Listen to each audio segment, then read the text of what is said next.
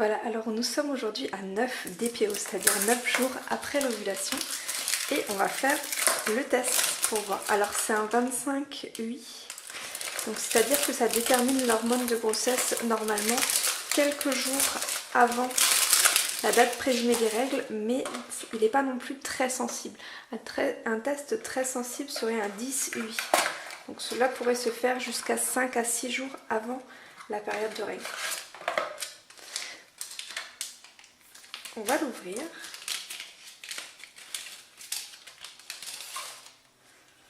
Voilà, il se présente comme ça, donc il y aura donc les différentes barres et on va venir le plonger pendant 15 secondes.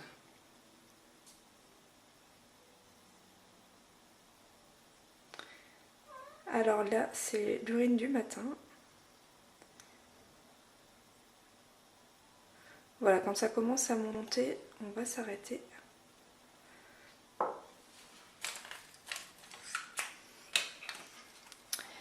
Et on va le laisser là, en attendant que ça monte tout doucement. Et on va voir ce qui se passe.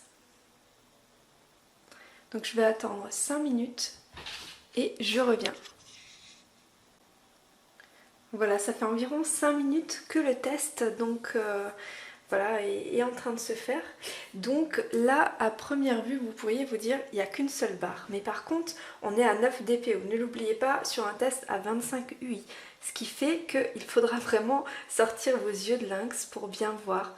Alors je vais rapprocher et on va faire une petite mise au point. Si ça fonctionne. Et là. Alors si vous avez des bons yeux de lynx, vous voyez la ligne juste ici. C'est très très faible, hein. Mais en fait la ligne n'a pas besoin d'être très foncée pour vous indiquer que vous êtes enceinte. C'est pas une ligne d'évaporation, parce que la ligne d'évaporation se fait vraiment après plusieurs heures. Donc là ça fait vraiment que 5 minutes. Donc juste ici, il y a la deuxième barre. Ah, peut-être que comme ça on voit mieux. Oui. Je vais vous montrer les tests, les autres tests que j'avais fait. Donc à 7 DPO, on voit bien. Alors, je vais refaire la mise au point. À peu près, hein, désolé. On ne voit aucune ligne. Alors si vous en voyez une, voilà, non, il n'y en a aucune. Par contre, à 8 DPO,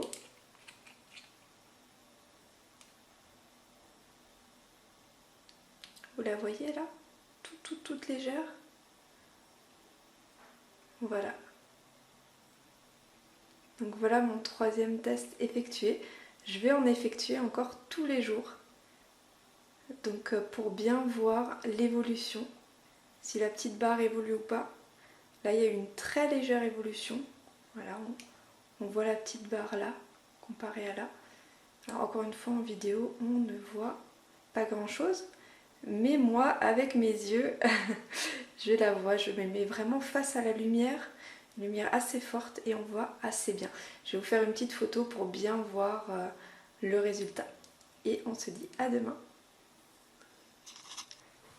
Bonjour, on se retrouve aujourd'hui pour le test des 10 DPO. Donc je vous rappelle, les DPO c'est les jours après l'ovulation, post-ovulation. Donc on va ouvrir notre petit test, comme les jours précédents. Et je vais vous montrer donc comment évolue le test. Alors l'urine du matin, on plonge 15 secondes. Alors à peu près, hein.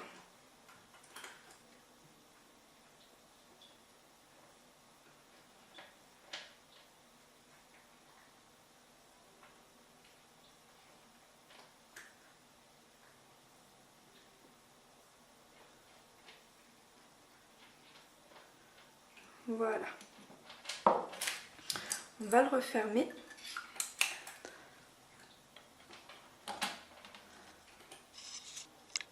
Voilà, donc ça fait à peu près 5 minutes que le test a été fait.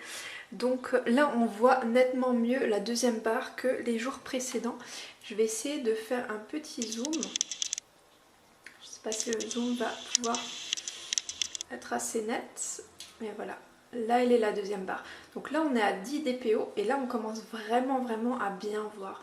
Normalement, donc sur les tests 25-8, je viens de relire encore une fois qui disent qu'en fait c'est valable donc à partir du premier jour de retard, enfin du jour présumé des règles. Donc logiquement ça devrait être dans 4 jours. Là je pense qu'on peut déjà bien voir la ligne. Si jamais vous avez une ligne très faible mais qu'elle est quand même là, c'est que vous êtes enceinte. Là on peut voir, alors je vous ai repris les tests des derniers jours.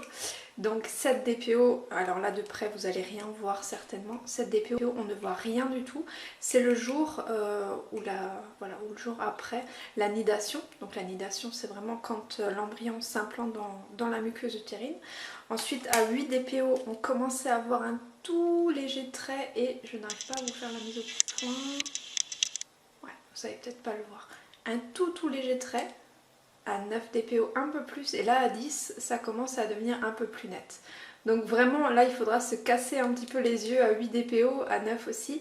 Et voilà, je vous rappelle que moi j'ai utilisé donc ce test là que j'ai trouvé au Super U pour 89 centimes. Donc vraiment ça vaut le coup parce qu'ils disent que c'est un 25 UI donc qui détermine vraiment quasiment au moment où devraient se présenter les règles, mais on voit bien que 8 jours après l'ovulation, on commence déjà à discerner une toute petite ligne que vous ne verrez pas là, mais je vais vous mettre une photo pour encore une fois vous montrer la différence entre tous les tests.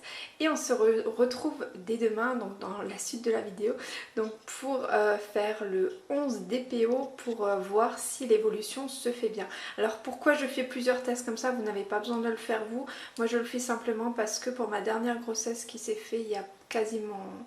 ma fille va avoir quasiment 6 ans. Donc en fait j'ai fait 3 fausses couches de suite à cause de...